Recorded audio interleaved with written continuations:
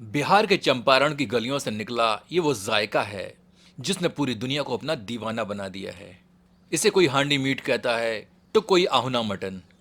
लेकिन क्या आप जानते हैं कि एक मिट्टी के बर्तन में बिना पानी की एक बूंद डाले मटन को रुई जैसा नरम कैसे बनाया जाता है?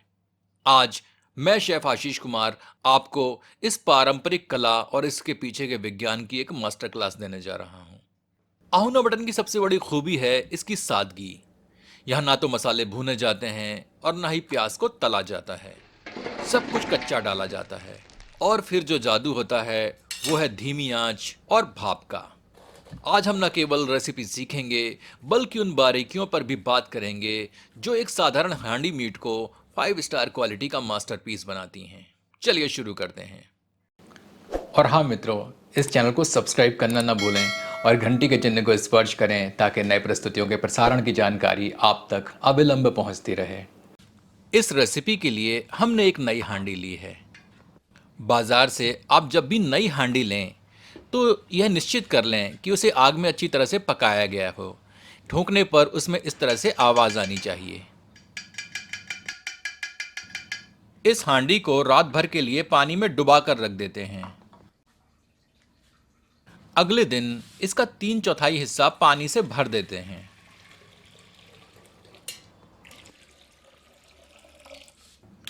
अब इसे आग पर रख देते हैं जब तक कि पानी में उबाल नहीं आ जाता।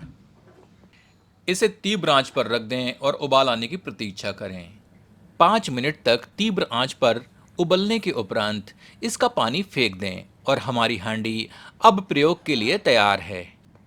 यह आधा किलोग्राम बकरे का मांस है।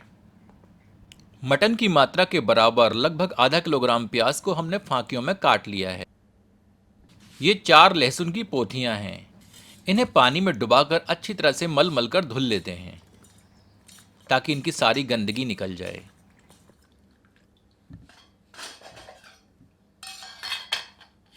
यह मुट्ठी भर लहसुन और एक टुकड़ा अदरक का हमने लिया है। इन्हें एक खलमूसर में डालकर कूट लेते हैं। अब एक थाली में मटन को पलट लेते हैं। इसमें आधा टीस्पून हल्दी, 1 टेबलस्पून पिसी धनिया, 1 टेबलस्पून गरम मसाला, आधा टेबलस्पून पिसी लाल मिर्च, आधा टीस्पून पिसा जीरा और आधा टीस्पून नमक सम्मिलित करते हैं। अब इसमें कूटे गए अदरक और लहसुन के मिश्रण को सम्मिलित करते हैं। 1 से 2 टेबलस्पून कच्चा सरसों का तेल सम्मिलित करते हैं। अब सबको अच्छी तरह से मिला देते हैं। अमूमन आहुना मटन की रेसिपी में सारे मसालों को मटन, अदरक लहसुन के पेस्ट के साथ मिला दिया जाता है, पर हम यहाँ मैरिनेशन को 2 भागों में बांट रहे हैं। दूसरी मैरिनेशन के लिए एक थाली में प्याज लेते हैं। इसमें 8 से 10 काली मिर्च, 4 से 5 लौंग, एक टुकड़ा दालचीनी, लगभग 1 टीस्पून जीरा, एक बड़ी इलायची, थोड़ी सी मात्रा स्टोन फ्लावर स्पाइस यानी कि पत्थर के फूल की लेते हैं। 2 से 3 हरी इलायची सम्मिलित करते हैं। 2 तेज पत्ता लेते हैं। लहसुन की पोथियां लेते हैं। इसमें स्वादानुसार नमक सम्मिलित करते हैं। ध्यान रखें कि 1 टीस्पून नमक हमने पहली मैरिनेशन में भी डाला था। इसमें 1 टेबलस्पून कश्मीरी मिर्च का चूर्ण सम्मिलित करते हैं। 5 से 6 साबुत लाल मिर्च सम्मिलित करते हैं। 1 से 2 टेबलस्पून सरसों का तेल सम्मिलित करते हैं। सबको अच्छी तरह मिला देते हैं। मटन वाली मैरिनेशन में हमने मटन के साथ पिसे मसाले, कुटे हुए अदरक लहसुन और सरसों का तेल सम्मिलित किया और इस दूसरी मैरिनेशन में हमने प्याज के साथ साबुत मसाले, लहसुन की पोथियां और कश्मीरी मिर्च सम्मिलित की। ढक्कन को हांडी से चिपकाने के लिए थोड़ा सा आटा गूंथ लेते हैं। अब हांडी की तली में 2 से 3 टेबलस्पून कच्चा सरसों का तेल सम्मिलित करते हैं। हांडी को इस प्रकार घुमाकर तेल को इसकी अंदरूनी परत पर अच्छी तरह लगा देते हैं।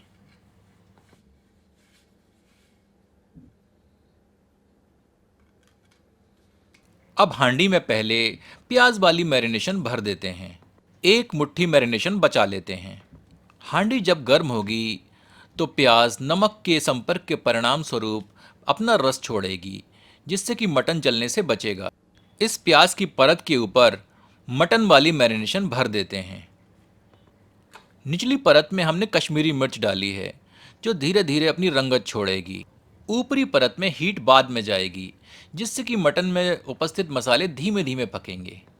अब जो एक मुट्ठी मैरिनेशन हमने प्याज वाली बचाई थी वो भर देते हैं। हांडी में हम ऊपर से भी हीट डालेंगे। यह प्याज हमारे मटन और मसालों को जलने से बचाएगी। अब आटे को रस्सी नुमा बेल कर हांडी के मुंह पर लगा देते हैं।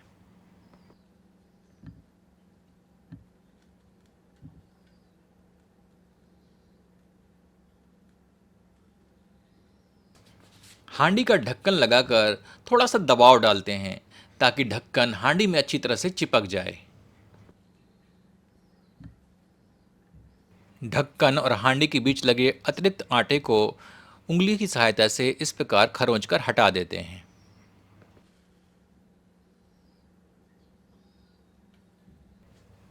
अब गीले आटे के ऊपर थोड़ा सा सूखा आटा लेकर इस प्रकार रगड़ देते हैं। इससे जो आटा है और सख्त हो जाता है। आहूना मटन पकाने के लिए हम कोयले का प्रयोग कर रहे हैं। सामान्य लकड़ी से बने कोयले के अलावा हम नारियल के खोखे से बने कोयले, यानी कि जिसे चारकोल ब्रिकेट कहते हैं, उसका प्रयोग कर रहे हैं। यह एक चिमनी है जिसमें कोयला आसानी से सुलगाया जा सकता है। बहुत ही आसान है। पहले इसमें चारकोल ब्रिकेट को भर देते हैं, जो कि नारियल वाला कोयला है।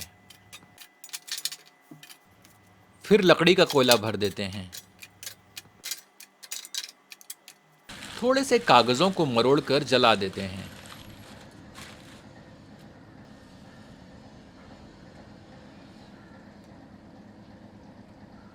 अब इन जलते हुए कागज़ों के ऊपर चिमनी को रख देते हैं। इसे 20 से 25 मिनट के लिए छोड़ देते हैं।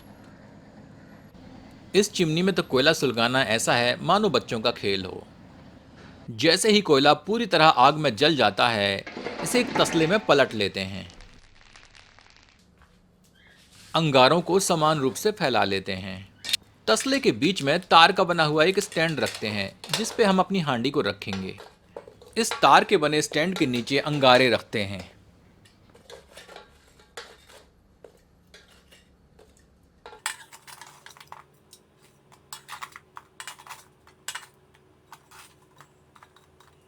अब अंगारों के ऊपर हांडी को रखते हैं। थोड़े से अंगारे ढक्कन के ऊपर रख देते हैं। ऐसा करने से हांडी में ऊपर से भी आंच लगेगी और नीचे से भी। इसे 20 से 25 मिनट के लिए ऐसे ही छोड़ देते हैं। तदुपरांत ऊपर वाला कोयला हटा देते हैं।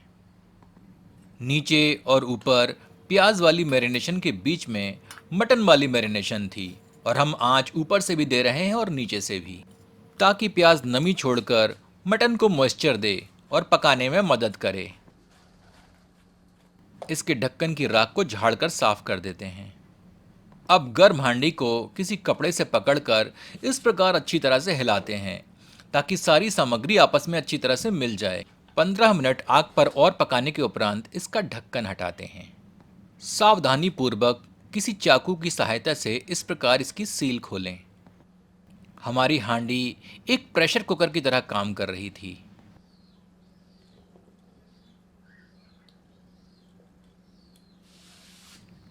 चलिए ढक्कन हटाकर मटन का जायजा लेते हैं। मटन में रंगत तो अच्छी आई है, पर तली में गर्मी की वजह से थोड़ा थोड़ा मटन चिपकने लगा है, तो करछी चला चलाकर तली पर चिपका हुआ मटन हटा देते हैं। हमारा मटन अच्छी तरह गल चुका है, पर ग्रेवी की मात्रा बहुत कम हो गई है, तो अपने स्वाद के अनुसार इसमें थोड़ा गर्म पानी मिला देते हैं। इसे मटन में मिलाकर 5 मिनट और पका लेते हैं।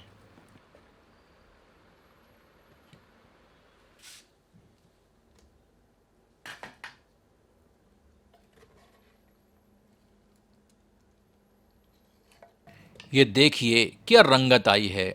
मटन पूरी तरह से गल चुका है और पूरा घर मसालों की खुशबुओं से महक रहा है। हमारा चंपारण का असली आहुना मटन पककर तैयार है।